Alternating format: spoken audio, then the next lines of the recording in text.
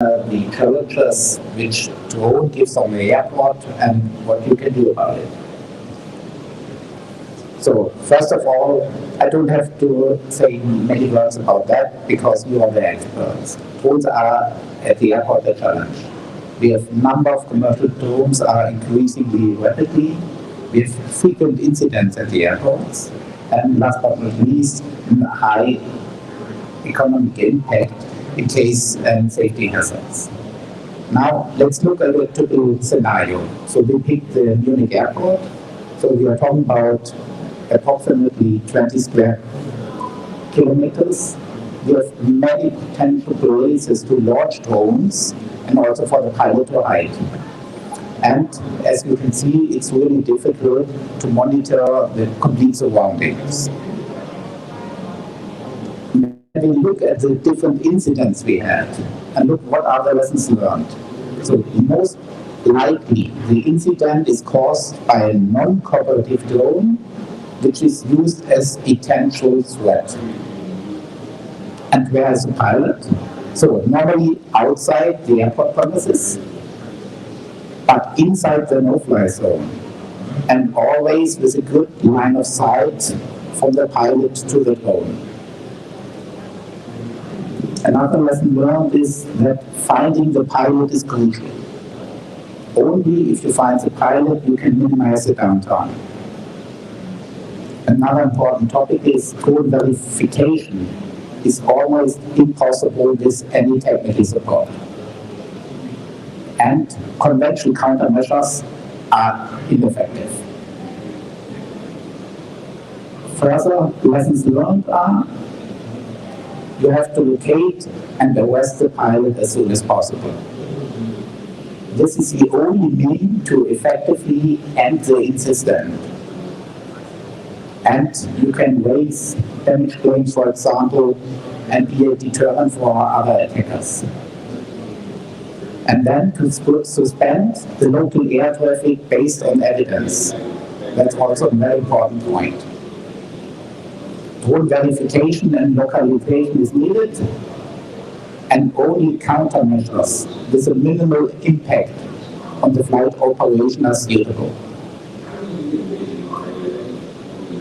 In the following slide, I want to give you the big picture. So what are we talking about?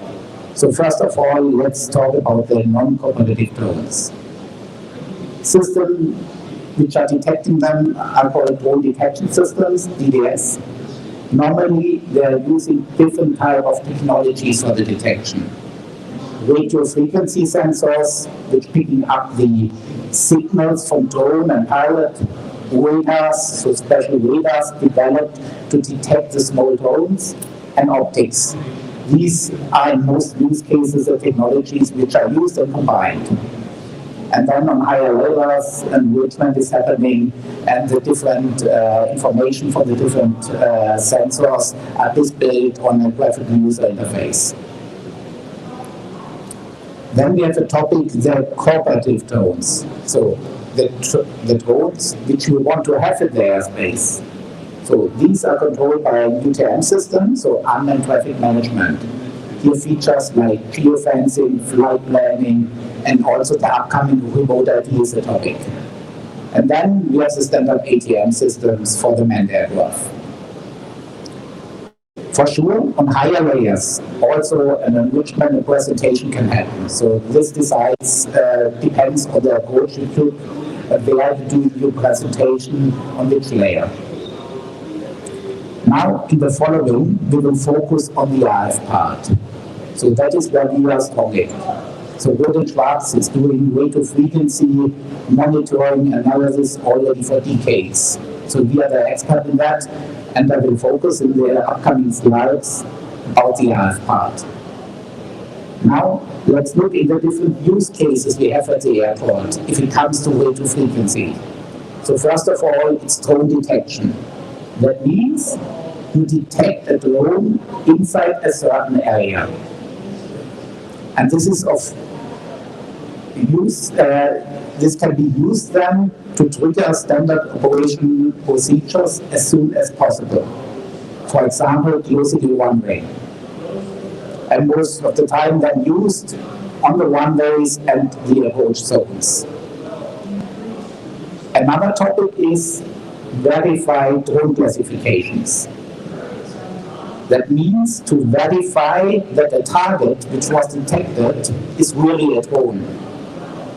So very often drone radars which are used have low false alarm rate, high false alarm rates, and to reduce these false alarm rates, an RF sensor can be used as well. In that use case, you locate the RF sensor next to the primary radar you are using. Another use case is drone localization. So detection is not enough in that case. You want to really know where the drone exactly is. So to locate a drone inside a certain area. And this can be used then to command, for example, units on the ground to the place where the drone is to deploy portable effectors, like jammers, for example. So, and this is used in an airport scenario in the direct vicinity of the airport premises. And last but not least, pilot localization. So you want to locate the pilot, the drone operator, in a certain area.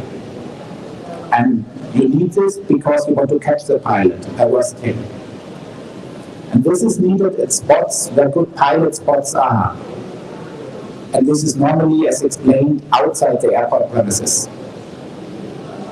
Now, let's come back to the example of Munich. So drone detection, as mentioned, is important on the runway in the approach zones. So that is an area of interest where you want to know a drone is inside these boxes or not. Pilot localization, you don't need it everywhere. You go to the spots where the potential that the pilot is there is high. So, for example, as the area where visitors can go without passing the security, or a parking space next to the airport premises, a public parking place at a hotel. And verification, that is where the primary radar is, with high false alarm rates, so in this area. That's just an example. So that's not the deployment in Munich, it's just an example here. Now let's look what sensors can be deployed at these places. So first of all, for drone detection, here a receiver with a directed antenna is enough. So whenever a drone is inside this area, it triggers an alarm. For pilot localization, direction finding solutions are used. So that means around the direction finder, 360 degrees, you get a bearing towards the pilot. In the overlapping zone between two direction finders, you even get an exact localization. And for the verification, also a receiver-based solution, an omni antenna. As soon as you have around the omni antenna detection, then this triggers an alarm and can help you to verify the radar classification. Now let's look how this would look when we go to the Munich airport. So we will place two receivers in the middle of the runway, pointing one to the west, one to the east, and these are in both runways. To cover the spot which is accessible by the public, you place one or two direction finders, like in this example, next to the base. Here, inside this area, you get exact bearings and localization where exactly the pilot is who switched on the drone controller. And verification, this is deployed at the base next to the radar which is used. In the following slide, I want to summarize what is important if you're talking about RF detection of drones. First of all, your system has to work reliable. So it's very important that it works well, even in congested environment. It doesn't help if you have a sector which works well if there are no signals in the air. Because normally at the airport, you have a lot of signals in the ISM bands. So you have to have a solution which really works reliable in such environments. Next, it's very important that all non-cooperative drones So independent of the manufacturer and also independent of their frequency band, in all bands are supported. Multiple bands also have to be supported. So multiple detection of the same type, the sensor has to detect reliably. And as mentioned, the reliable locating drone and pilot is important. Next, it's very important that the system can be operated 24/7. That means it has to be fully integratable into bigger systems. It has non-specialist operators. Fast detection is important, and they're very low false alarm rate.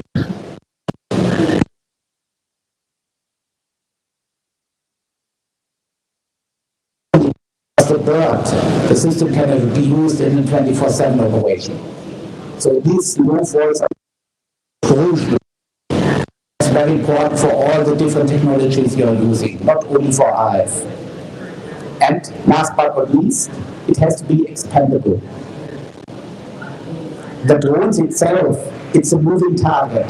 The drone technology is evolving very quickly. So we don't know where the future is, which frequency bands will be used. The system has to be expandable, future-proof. So open interfaces is very important. It has to be integratable. Additional frequency bands should be supported also in the future. And it has to be possible to create own drone profiles for the operator. So that he don't have to rely on the manufacturer. Therefore, what we have found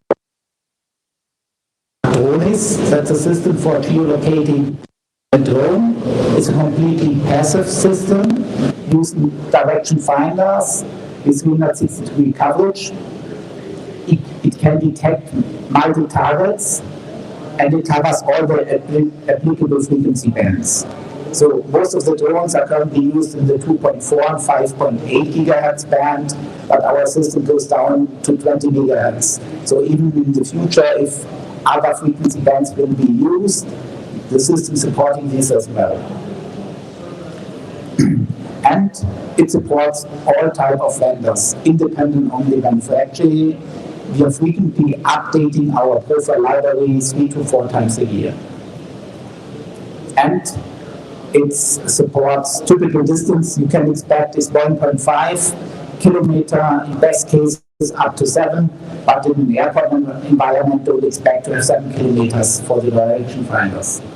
And it's a high technical mature system with TL9, 6 years, and already deployed more than 100 around the world. So that's already my last slide.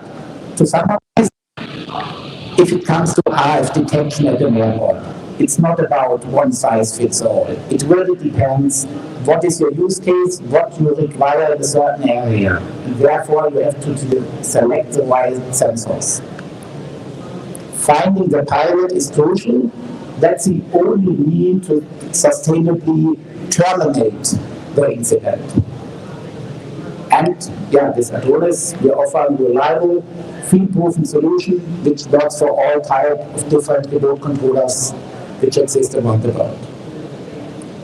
Thank you very much for your patience. It was a pleasure to present here. If you have any further questions, please visit us at our booth. It's over there. And I'm happy to take your questions and discuss it on our booth. Thank you very much.